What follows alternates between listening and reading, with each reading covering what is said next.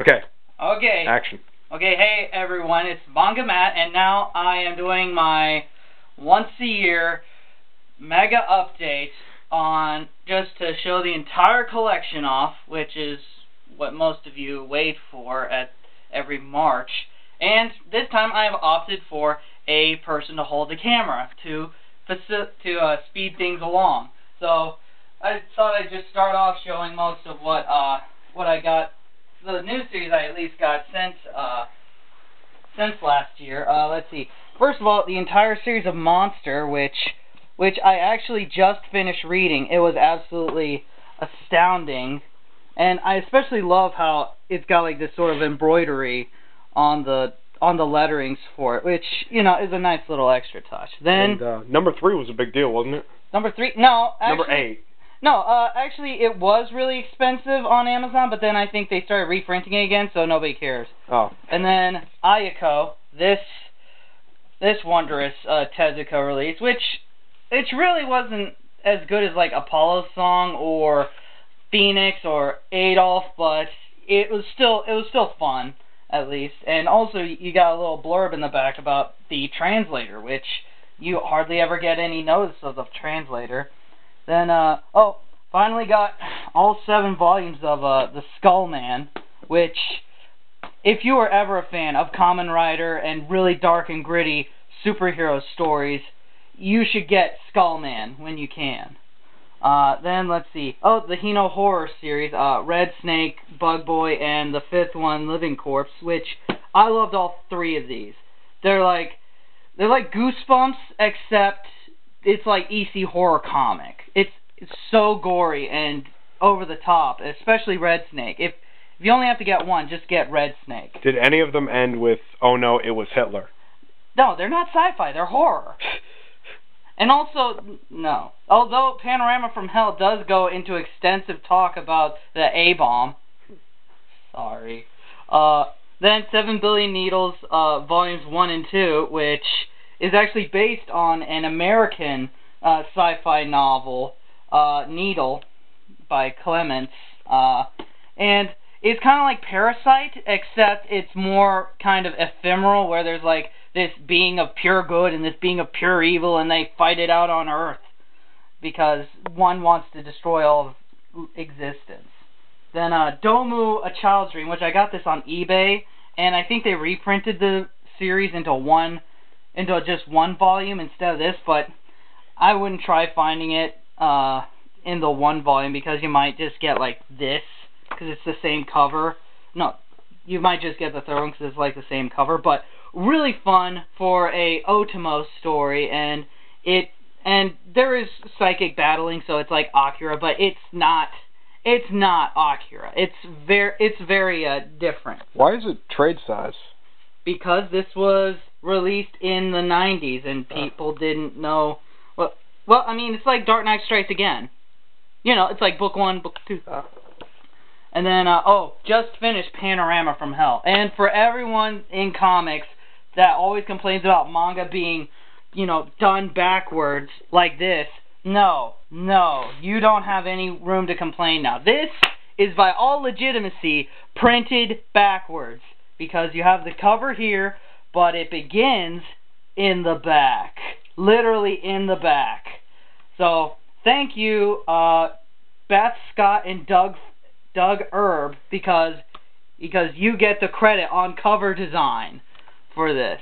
Oh, and also, you're doing good when you get a translator named Screaming Mad George. Is there a stop, don't read on the first page? Yep. No. Yep. The end. What? Shortest book ever. And then, read a Haida manga. This is... Are we at 10 yet? No, we're at 4:30. Just tell me when we get near, like, 9 or something. But, well, YouTube bumped it up to 15. I know, but it takes longer to upload. So, we get here, really great sort of story about, like, islanders, and they're in, like, sort of a war. Really, the best part is the artwork, where it's just a lot of these blending and mixing pastels, and just these very thick sort of panel drawings, and then it all culminates to when you get to the very end, where he takes all the pages together and sort of makes this giant sort of collage where all of the panel lines sort of make this kind of design, which blew my mind. Loved it. And then, let's see, Orochi Blood by Kazuo Umezu, the same guy who does Drifting Classroom. Only complaint about this story is an utter and complete ripoff of whatever happened to Baby Jane. Only problem with it. And also, it's the last of a 6-volume series featuring a immortal little girl named Orochi. So, you don't even have enough time to really get to know the character Orochi for the context of this book. Then, actually have not read this yet. It's Japan as Viewed by 17 Creators. And you actually have Taiyo Matsumoto in here, who did Tekkon Concrete. And